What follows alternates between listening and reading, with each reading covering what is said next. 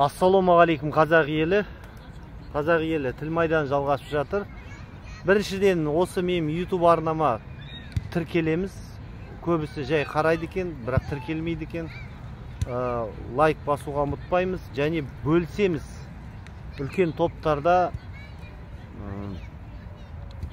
көбісі тіркелмей қарайды екен. Мысалы, кейбір роликтерде 30 мың адам қараса, бірақ тіркелушілер тек қана 4-ақ мың. Достар, енді білесіздер, Тоқаев қазір атом электростанциясын саламыз ба, салмаймыз ба деп соны референдумға шығармақшы. Референдум деген ол сайлау, дауыс береді, иә немесе жоқ деп.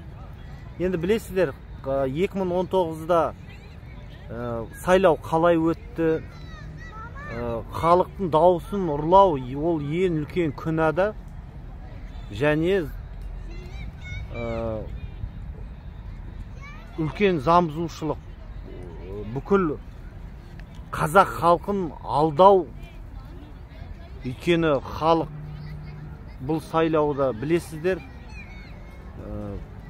сайлау әділетсіз өтті. Енді референдум бұл ойыншық емес, достар. Қараңыздар. Ең үлкен Қазақстанда уран шығаратын жерді Казатомпромға бере салды. Енді бүкіл уран шығаратын өндіріс орыстарда, Ресей Федерациясында. Енді сол атом станцияны да орыстар салады. Байқоңырда орыстарда, Қарағандыдан жер берді, Сарышаған, Қостанай облысынан 78 мың гектар жер берді.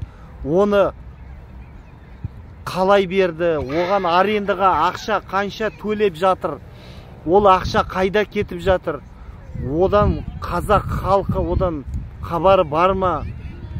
Байқоңыр, Сарышаған, Балқаш, Қостанай, енді Алматыдан қазақтың ең көп шұғырланған қалада атом электростанциясын салу, бұл білмеймін, бізде қандай ақылға сыймайтын нәрседе, қысқасы.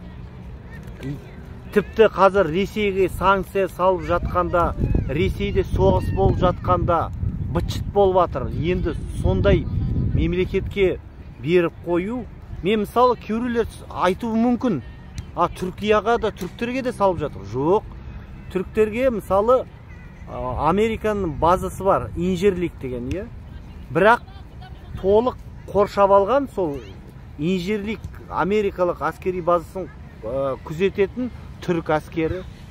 Ол американдықтар қалаға шығу үшін түріктерден рұқсат алады, 2 сағатқа ғана шығуға болады.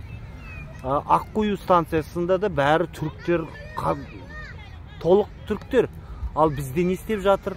Байқоңырда қайта орыстар әскерін кіргізіп, қазақтарды қорлап, кіргенде қалталарын трусиниден шесіп, арнамысына тиіп, сонда бұл қандай егемендік ел?